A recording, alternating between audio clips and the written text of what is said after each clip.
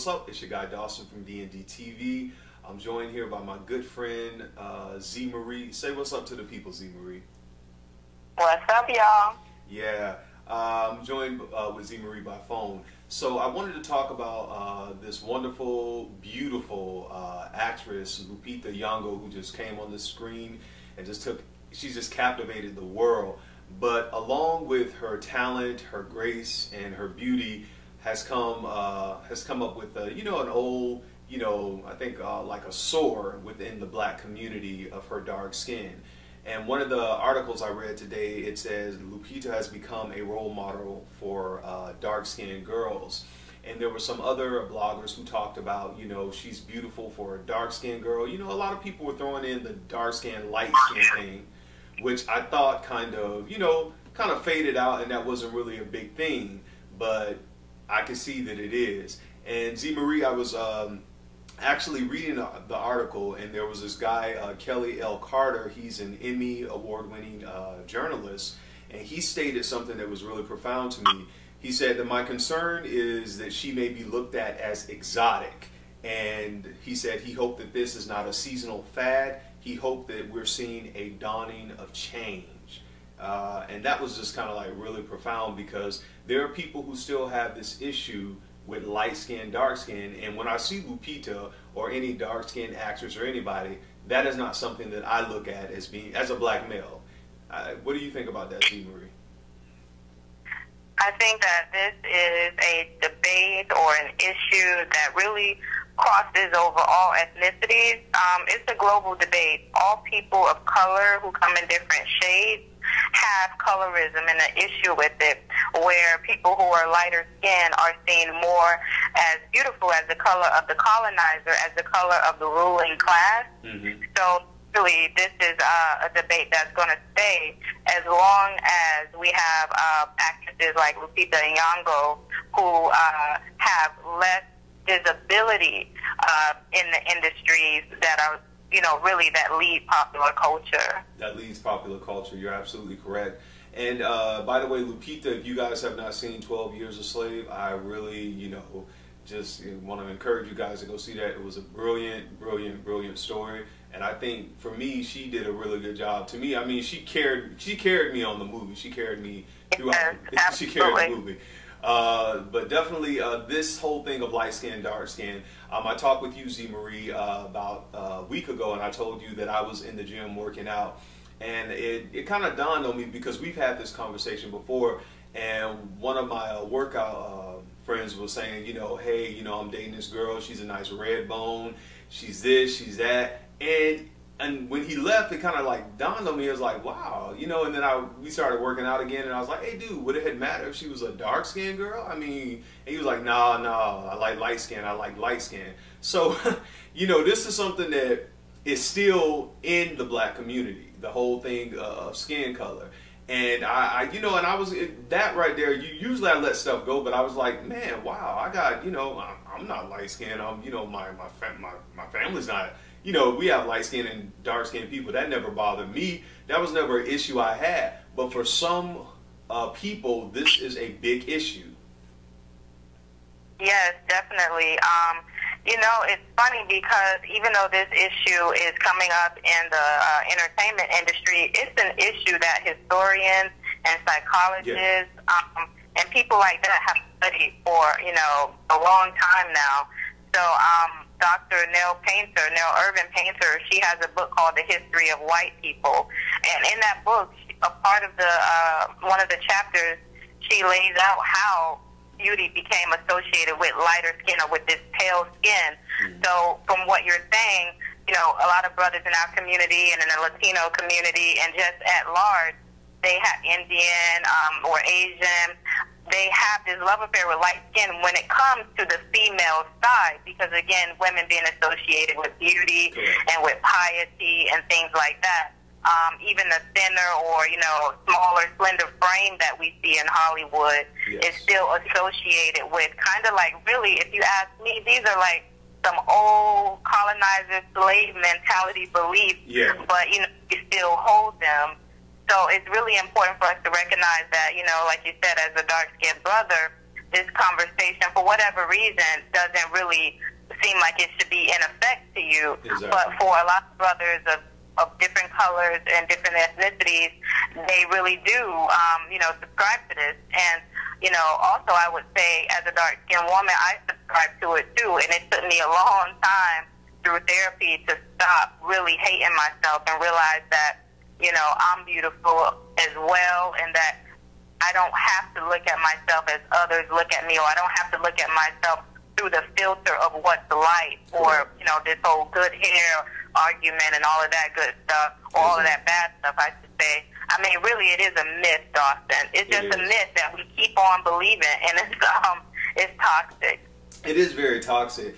And those of people who watch Dawson and Denise know that I work within the mental health field, social service field, with adults and with children. And I have heard some of my clients, their parents say things, like, the good hair, bad hair, or the light skin thing, or, don't. And this is one I've heard when I was a child. I don't want to stay out in the sun too long because I'm going to get dark. And it's like, so you're going to miss this beautiful atmosphere out in the sun because you don't want to get, stuff like that. And then you have people, who are Caucasian or, whatever, Hispanic, they're going out into the sun to get tan. So it's just like stuff like that I never kind of like put my mind around because it it never bothered me. I was who I was, still am. But there are people, like you said, you went through therapy with the whole light skin, dark skin thing. Some people really have this bad. There are some dark skinned women and maybe some dark-skinned men who really don't feel attracted, they don't love themselves, or as children in the home they've been told they're not good enough or not better than their, sibling or another relative who may have been lighter skinned. No question at all, no question in my mind and in the minds of millions.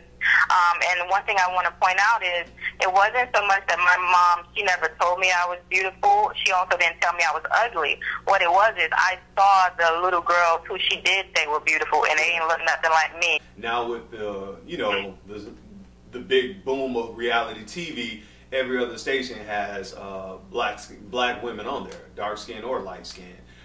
Do you think, is that a good thing? Is it a bad thing? What do you think about that? I think it's always a good thing to tell more stories. Tell more stories, Tell the story of the black woman who was a millionaire. Tell the story of the black woman who is struggling. Tell the story of the black woman who is married. Tell the story of the black woman who is single and searching, single and actually happy. Tell more stories. So I think it's a great thing. But Z-Marie, I understand what you're saying, tell more stories, but most of the stories that are being told are the ghetto, kind of like, bad girl, fighting, cussing, screaming. That's what we're seeing more on these reality TVs. They're not telling the stories too many times of the educated going to college or doing her own business thing, especially for black women. We don't see that with these reality TV shows. Well, I think that that's across the board, so it's for all women. Correct.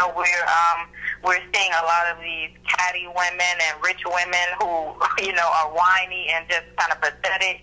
So that's across the board. That's not a black problem. That's the societal problem. Like, correct. Why do we like that? Closing, Z-Marie, do you think that Lupita Nyong'o's image in Hollywood, is this seasonal? Is it a seasonal fad? Is it just that people are just, really, drawn to her? Is it because she's exotic, or because she is a good actress? I mean, 12 Years a Slave, you got to see that movie. Coming out of Yale Drama School and nailing that part and being nominated for all these different awards. I mean, they just don't hand those out to anybody. It was a terrific performance. But is this, this whole thing, this beauty thing that people are saying about her, is it because, she's exotic because she's African, she's this?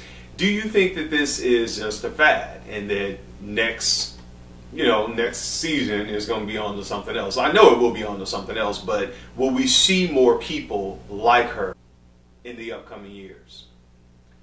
I sure hope we will.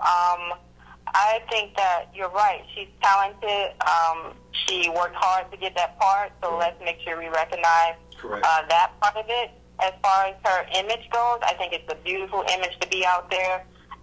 But, as the definition of a fad or, for someone to be an it girl. It is for there to be something else to come after that. But I will say this. I hope that somehow the self-esteem of dark-skinned women gets raised through Lupita, through the Dark Girls documentary that came out. I hope, you know, some of the things that I've written actually inspires other dark-skinned women to go out for that part, to do what they want to do. Because when I was growing up, my low self-esteem stopped me from doing what I wanted to do. So no one knows exactly, you know, what will happen. But my biggest thing would be, you know, for someone to go, wow, if she can follow her dreams, so can I, you know, and put my face out there. So. And so, Z Marie, I want to thank you for this topic, and you mentioned something that we're going to do eventually on this show. And I know people say, why are we talking about black and white and all this kind of stuff, light skin? It's still something, you had talked to me, you said we don't live in a post-racist society. You were telling me, did I think that we lived in that? And I certainly don't. And one of the things that you just mentioned was low self-esteem. And one of the topics I wanted to do on this show was low self-esteem in the black community. Most of the clients I work with are black and Hispanic clients, and white too. I work with white clients as well.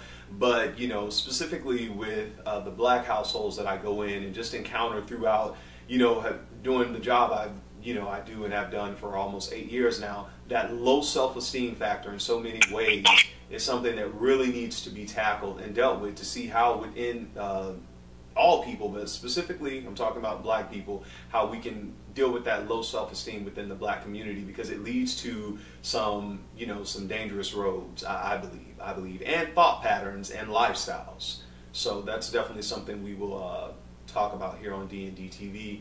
But Z Marie, thank you so much for this phone interview. My pleasure. Yeah, we got to do more of these. I really appreciate you, and I thank you for being my friend. You are so keep a brother motivated around here. She is so cool. She is so cool. And definitely shout out to Denise, who is probably booed up somewhere. What'd you say, Z Marie? I said Denise. I know. She's probably booed up somewhere having fun. And you give them your blog talk information, Z Marie. Yeah, so Vibrate and Elevate every Sunday at 7:30. Vibrate and Elevate. You're going to do both of those things. So you can find us on blogtalkradio.com. And also I'm on Facebook. I'm on Twitter, Zara_Marie. And I'm sure Dawson will have my information posted. So yeah. Most definitely. I have tons to say, you know, a lot of words related to this topic and other topics. So yeah, thank you so much for having me. Yes, Vibrate and Elevate on Blog Talk Radio, and I will get that information and put it down below. And it's a very popular Blog Talk Radio show. You guys don't want to miss it every Sunday. Just this past Sunday, I was, you know, blessed to be a part of it, and we were talking about getting those taxes together for tax season and all this other stuff about self-esteem, making money, young entrepreneurs. I mean, this is just awesome. Thank you so much, Z Marie. Until next time, you guys take care. Thank you for watching D&D TV. Peace.